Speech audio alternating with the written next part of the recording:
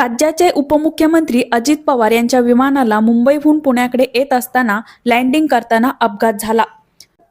माध्यमाकडून मिळालेल्या माहितीनुसार उपमुख्यमंत्री अजित पवार यांचं निधन झालं आहे। जिल्हा परिषद निवडणुकीच्या सभेसाठी बारामतीला जात असताना हा अपघात घडला।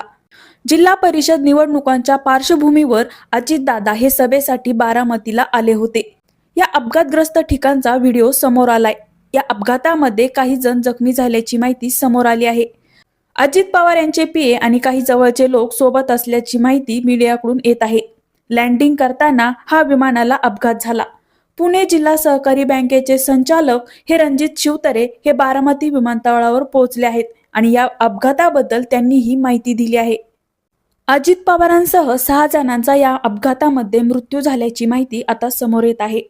ही घडलेली घटना अतिशय दुर्दैवी आहे।